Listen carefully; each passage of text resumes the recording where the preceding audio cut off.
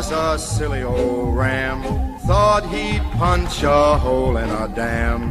No one could make that ram scram.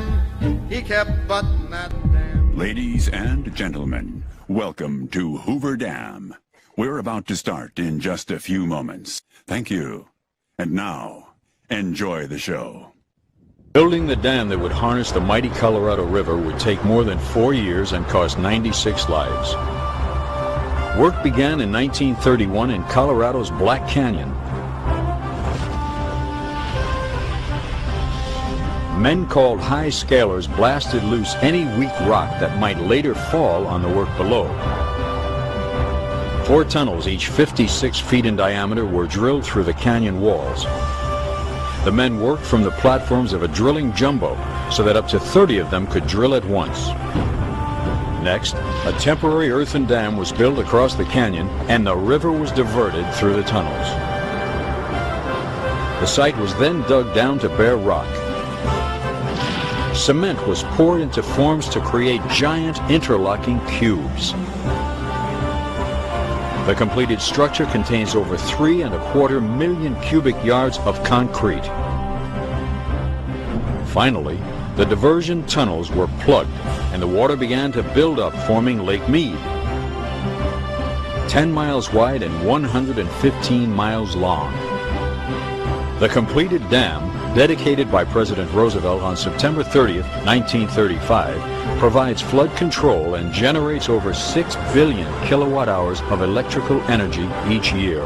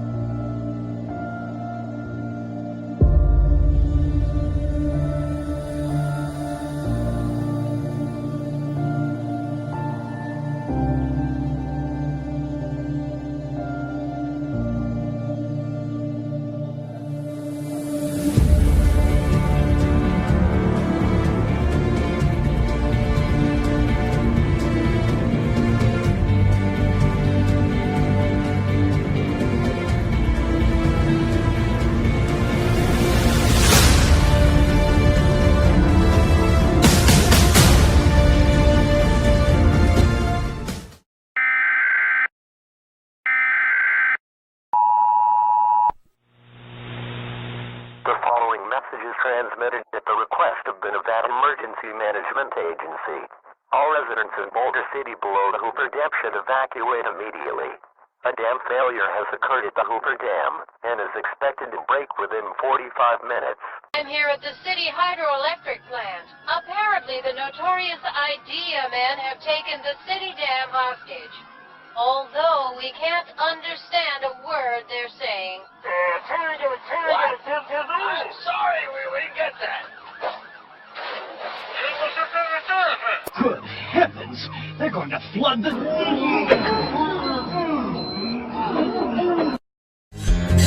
If the levee breaks, won't have no place to stay. Mean old levee taught me to weep and moan. Mean old levee taught me to weep and moan. Got what it takes to make a mountain man leave his home. If the levee breaks, won't have no place to stay. Mean old levee taught me to weep and moan. Mean old levee taught me to weep and moan. Got what it takes to make a mountain man leave his home. Shall we play a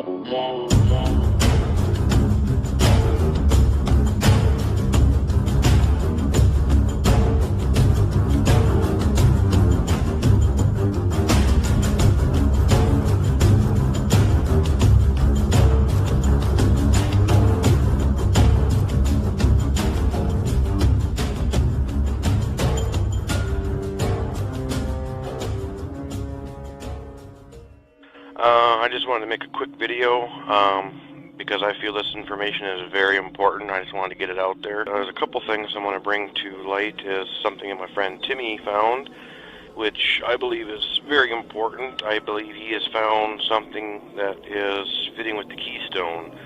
And if you're not familiar with what the keystone essentially is part of the doorway or the gateway that unlocks the gateway. You know, we see the archways that have been built and they're being put up all over the Temple of Baal. But something that is just unbelievable that came to mind, and it popped in my mind after I watched the movie Pixels. In the movie, one of the characters just screams out, totally random, just like how they're hiding the secret of the pyramid under the Hoover Dam. The U.S. government! Which is covering up the truth about the ancient pyramid under the Hoover Dam! And I just thought how so many of us, including myself, have been focusing so much on CERN. And what if CERN has just basically been gathering an energy source like dark matter or whatnot to open a Stargate? And what if that Stargate is actually the Hoover Dam? And once I started researching this, I found some interesting articles. There's not a heck of a lot of them, but these articles are all talking about how the Hoover Dam was built like a Stargate. So I believe that a lot of people's different research in that this is all connected and culminating together. And if we look at this article, I think this needs to be looked into on a much deeper scale. I just think that there's something going on with the Hoover Dam, and what if what is going to be birthed forth is something that's actually going to come out of that area? What if this also is a large part of a smaller part? What if these archways to Baal that they've been putting up, we don't know what's been constructed inside of them. I do have a video that I had seen where a person had mentioned that all the archways were built by robots. They were all built by machines. And who's to say, with the weird things that are going on this day and age of technology and what have you, what's to say that these archways aren't going to be dimensional portals put up all over the world for, you know, the armies of the underworld to come forth through, or fallen angels, the dark ones, whatever you want to call them. Whatever's coming through them isn't going to be good, but there's a lot of the stuff that's coming together, and I just believe that we need to be really, really paying attention very closely as to what is going on and look into all aspects of all things in order to see what the enemy is up to.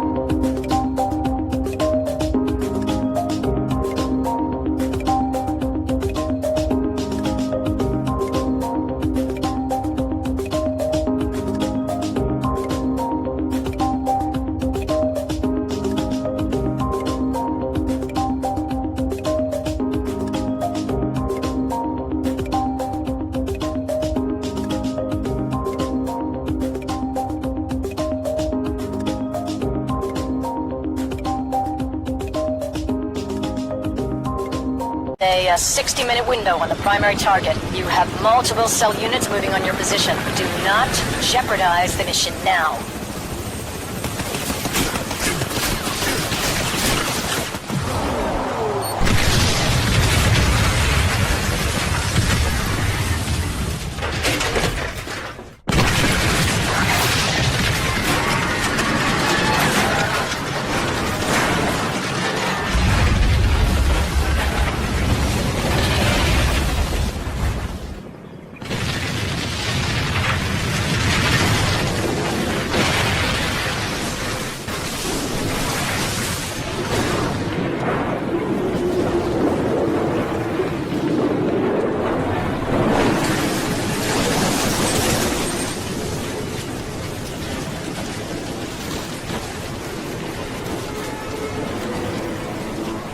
how Palmyra looked as ISIL took control, the triumphal arch before the group destroyed it. Today, the 2,000-year-old arch from the Temple of Bel looks like this. A group of Italian architects are reconstructing the arch using 3D robotic printers to bring the historic ruins back to life. We sometimes think about if we were in the positions of the Syrian people, and we would like to have our monuments as Italians. Also, that are very important for us, this kind of monuments and the relation that we have with our place. When the reconstruction is finished later this month, it'll go on display in London's Trafalgar Square and then New York's Times Square, before being taken to its final destination, the ancient city of Palmyra.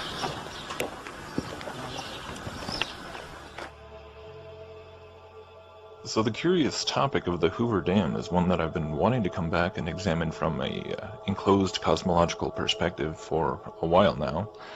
To me, it's just one more example of something that's been floating around out there in the conspiracy soup that, again, it seems to make a lot more sense if considered from a perspective where the stars aren't something that exists millions of light years away in outer space, but instead involve the spiritual realms, which somehow envelop the ceiling above our heads in this enclosed world.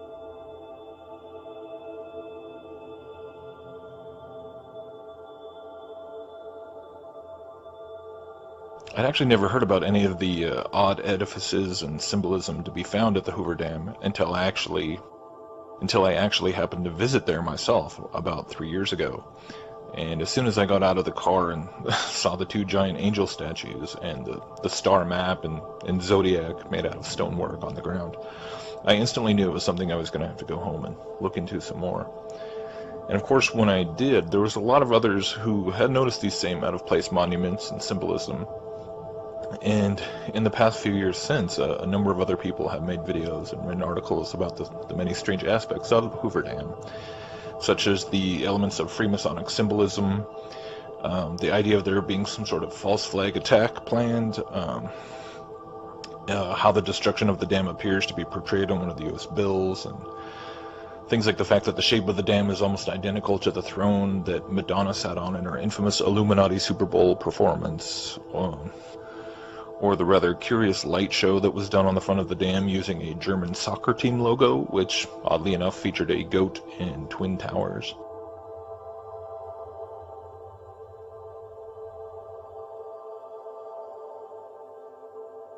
And of course, another thing that has surrounded all the conspiratorial Hoover Dam speculation is the idea of it somehow being a Stargate. And this, of course, ties heavily into the star map there, where it shows Alcyone of the constellation Pleiades. But it's the Stargate idea that has actually really intrigued me here, and the whole topic of Stargates in general is something that is honestly very intriguing to consider from the biblical flat earth cosmology perspective.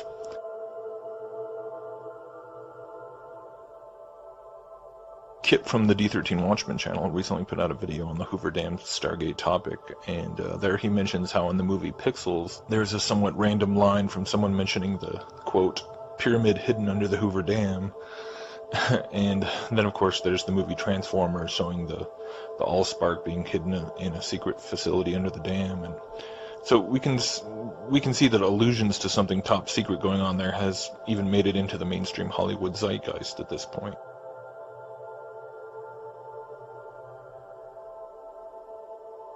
But okay, here's my 2 cents on it for what it's worth.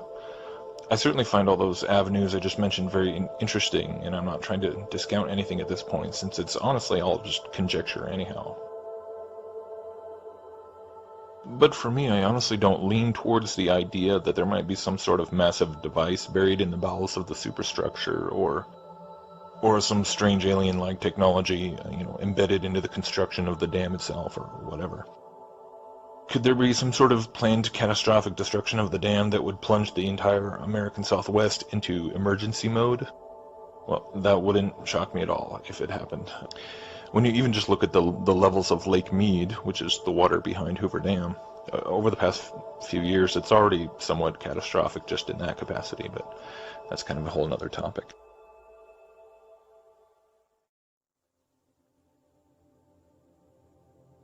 But okay, a Stargate. What does that even really mean? Especially if we're not talking about the sort of, ancient aliens type technological device from the Stargate movie and TV series, or any of the other countless sci-fi depictions of interdimensional portal machines. We're talking about Stargates here in the context of witchcraft and the occult.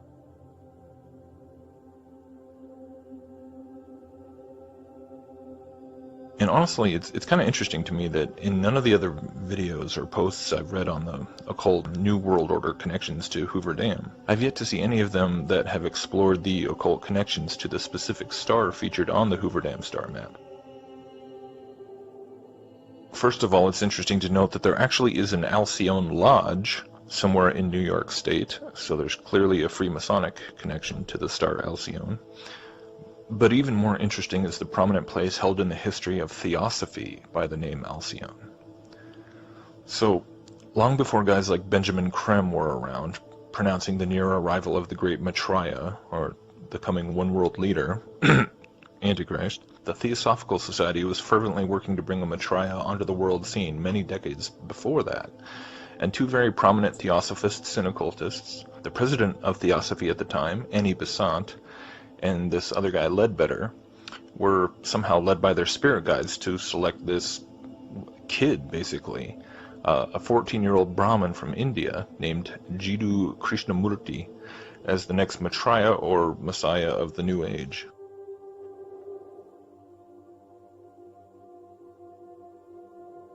And this guy, Krishnamurti, went by the name of, you guessed it, Alcyone. And he wrote a book called At the Feet of the Master, which he openly claimed were not his own words, but the words of the master who taught him. Any guesses as to who that master actually is? So this Krishnamurti fellow, he was able to channel demonic spirits, and bearing the name of the star Alcyone, he traveled around for many years, being heralded as basically the chosen one of Theosophy, speaking at various conventions and events around the world, until eventually he became disillusioned by all the politics and infighting within Theosophy and its many branches. And really, from what I can gather, ultimately came face to face with the reality that he was not the savior of the world. And in 1929, he publicly announced his official separation from the Theosophical Society, and began preaching a more generic New Age message that had no prophesied coming New Age messianic figures. And then yet, 2 years later, construction of the Hoover Dam begins in 1931, to be completed and opened by 1936, so it is rather curious timing.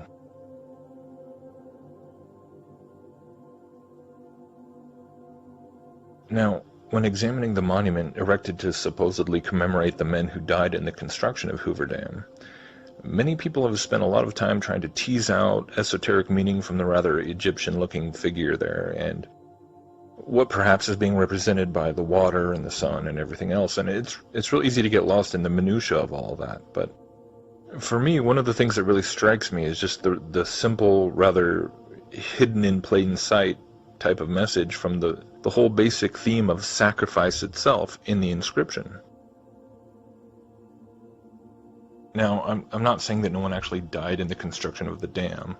I mean, I would actually have a hard time being convinced by anyone that you could even build something the size of Hoover Dam in the 30s and not lose lives. But when you step back and just look at everything that was chosen to be incorporated into a memorial, supposedly for a bunch of construction workers, then it's really just bizarre. Now, if we go back and take some cues from the many other ancient examples of monolithic sites built by various pagan civilizations, whether it be the pyramids on the Yucatan Peninsula, or the Egyptian pyramids, or the mound builders of the Mississippi Valley culture, or Stonehenge, and so many other examples, we can start to realize that indeed the ritual of human sacrifice was more often than not a very integral component of how these structures were instilled with demonic spiritual energy, in order to create a more intense connection between the human realm and the spirit realm.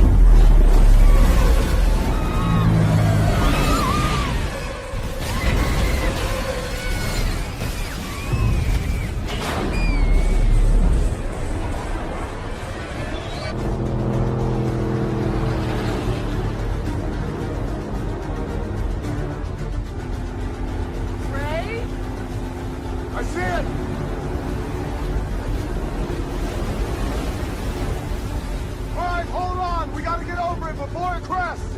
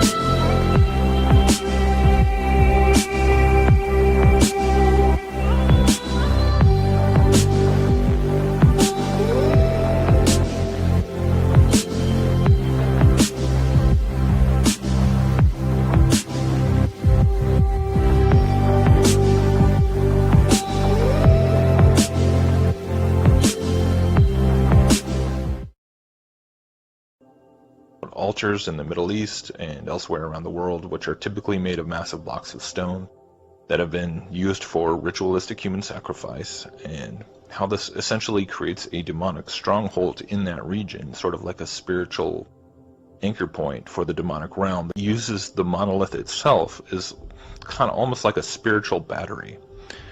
And so Tim Bence has traveled extensively, being led by God to find these altars and destroy them, and release these areas from demonic spiritual oppression. And yeah, he tells the most incredible story about being led by God to Jekyll Island, where the Federal Reserve was created in secret, and learning about the history of the island and how it essentially had a Nephilim tribe living there, which had a stone altar upon which humans were sacrificed. And this altar was, or is, underneath the very house where the Morgans and Rockefellers and, you know, the representatives thereof conspired to create the Federal Reserve. So definitely just go check that out, because it's probably one of the most intense interviews you'll ever listen to. But anyhow, this is the context and the concept through which I believe that the Hoover Dam and all the weird occult imagery and references to stars and angels and weird-looking portal designs in the floors and everything else makes the most sense to be interpreted through. Not in the sense that it's some secret doomsday machine or interdimensional portal device, although it is a machine. I mean, it's a functioning hydroelectric dam.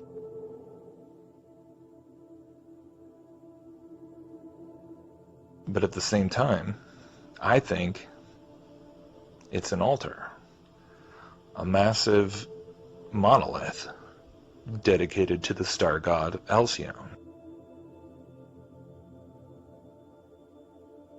A bona fide occult temple structure built in the era of things like the Theosophical Society and Lucius Trust and so many other satanic New World Order tentacles that were strengthening their grip in America and all around the world at that time. And hidden in plain sight. I mean, it's crawling with oblivious tourists, just like so many other sites which are built and dedicated as memorials, even while they are in fact total Illuminati monuments to the ritual human sacrifice that was performed in that place.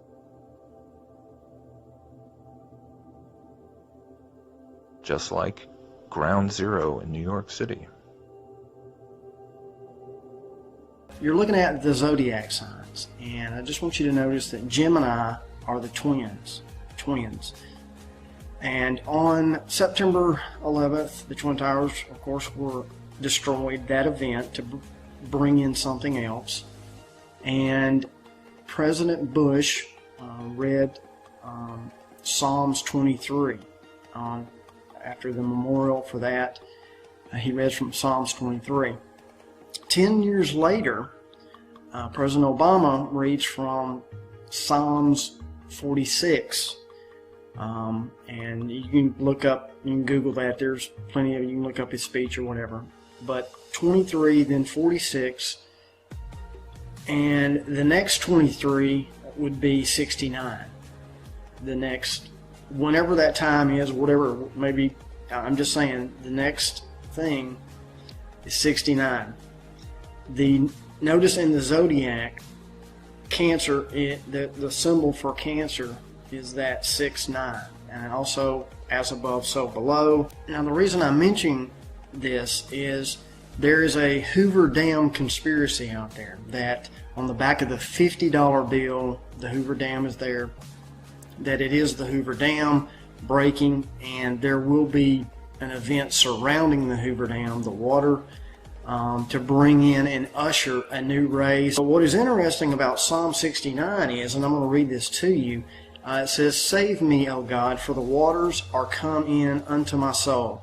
I sink in deep mire where there is no standing. I am come into deep waters where the floods overflow me.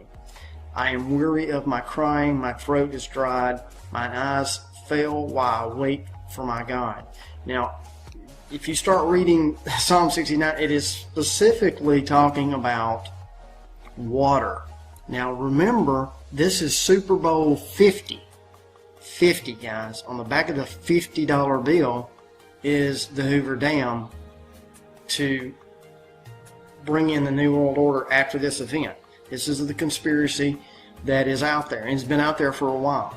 There's even the Halo 4 commercial with the Hoover Dam in the background, and I'll show that. The evil is awakening part of the commercial. But here's what's also very, very interesting is the Royal Arch of Freemasonry. Look at, it's like a Stargate. And now notice on the Stargate to the left of the top of the archway is Gemini, the twins, the twin towers. In the middle are the archway between what it symbolizes is between the two. Something will happen in the middle of ushering in something there. And at the 6 and the 9 at the top of the archway.